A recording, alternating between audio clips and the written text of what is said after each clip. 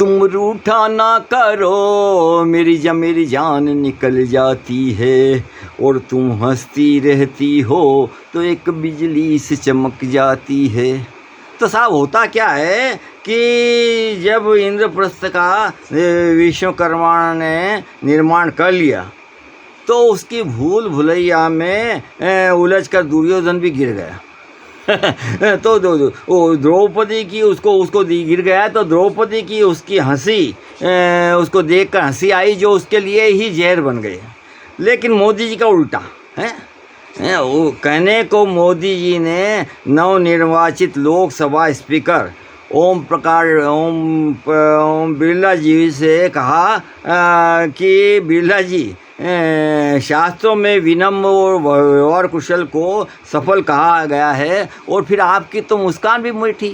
अरे पर क्यों नहीं होगी मीठी मुस्कान जो मोदी जी के अनुरूप ही कार्य करते हैं। तो लेकिन मुस्कान मीठी है नहीं, ये उन 146 विपक्षी सदस्यों से पूछो जिन्हें संसद से बिरला जी ने निष्कासित किया था। इसीलिए किया था, पूर्व लोकसभा में के टाइम पे उनको निकाला था। और लेकिन अब इस हरकत को देखते हुए अब नई लोकसभा में अखिलेश यादव ने आते से ही कहा कि भाई आप केवल विपक्ष की न सुने, हमारी सत्ता पक्ष पर हमारी भी सुने, और सत्ता पक्ष पर भी अंकुश रखें, क्योंकि अंकुश जिस तरह हाथी के लिए है उस तरह से दोनों के लिए है। तो आप सत्ता पर और विपक्ष पर दोनों पर अंकुश रखें।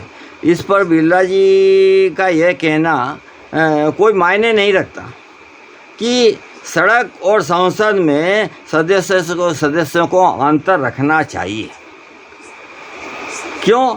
लेकिन स्पीकर महोदय है ना, सांसद व विपक्ष वालों के लिए तो है कि भाई सड़क पर सांसद में आप अंतर रखें, लेकिन स्पीकर महोदय को भी समझना चाहिए कि किन बाधाओं को पार कर विपक्षी सदस्य अपनी बात संसद में रखते हैं, जो उनकी ही नहीं है, उनके क्षेत्र के करोड़ों लोगों की आवाज़ होती है।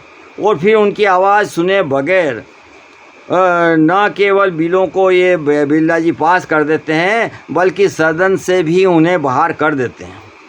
और है ना, बिरला जी इसको घर समझकर समझते हैं, जो साफ दर्शाता है कि आप सत्ता की कठपुतली मात्र हैं।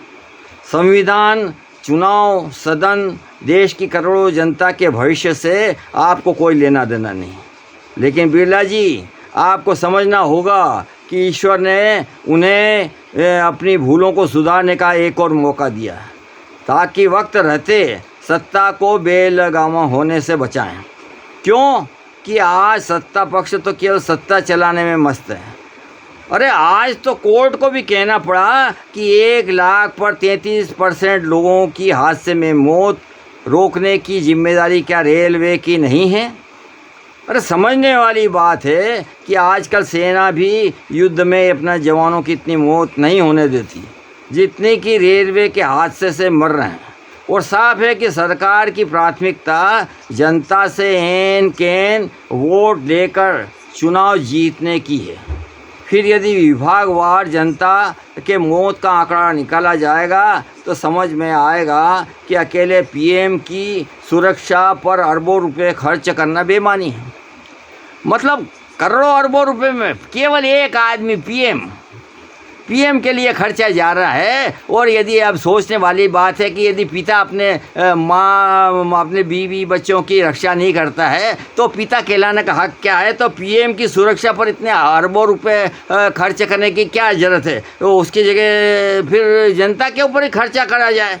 10% भी तो जनता की सुरक्षा होगी, क्योंकि वो तो पीएम तो जनता की जान को गाजर मूली की तरह हर समय गैर जिम्मेदाराना तरीके से कटते हुए देखता है। और न तो उसे पीएम को महंगाई की चिंता है, न रोजगार, न मणिपुर, न किसानों की, न छात्रों के भविष्य। यानी केवल यह एक खिलौने जैसा जनता ने खड़ा कर दिया है, जो 10-10 बार कपड़े बदल फीता काटने के लिए ही जैसे चुना है।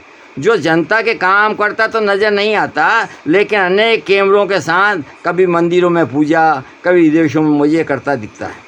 बेहतर है कि राहुल जी अब विपक्ष के नेता के तौर पर 140 करोड़ जनता की आवाज़ बन संसद में मोदी जी के खर्चे का एक एक पैसे का हिसाब और उनके एक एक मिनट के का भी हिसाब, क्योंकि एक एक मिनट पीएम पर भी देश का जनता का कठोर मेहनत का करोड़ों रुपए खर्च होता है। एक एक मिनट पीएम का बिताने में करोड़ों रुपए जनता का खर्च हो रहा है, और इसका हिसाब राहुल जी आपको पीएम से मांगना चाहिए और जनता की आवाज़ उठाना चाहिए, और जनता की सुरक्षा के लिए आपको बार बार कहना पड़ेगा। इस तरह से लोग कट मर रहे हैं, कभी रेलवे में, कभी की है ना, कभी पुलों का हादसा, क्या मतलब किसी की जांच तक नहीं हो रही है, न मोरवी की हुई ना आज तक, मतलब क्या है। तो मणिपुर में मर रहे हैं लोग, किसान मर गए, किसान आंदोलन के टाइम पे मंत्री के बेटे ने कुचल के मर दिया, लेकिन कोई मतलब फांसी की सज़ा किसी को हुई नहीं। तो ये सब सोचना पड़ेगा, ये देखना पड़ेगा। राहुल जी आपसे जनता आपकी तरफ देख रही है, और आपको मोदी जी से सवाल अब संसद में करना पड़ेगा, क्योंकि आप बहुत सशक्त हैं और मोदी जी आपको भी जवाब देना पड़ेगा।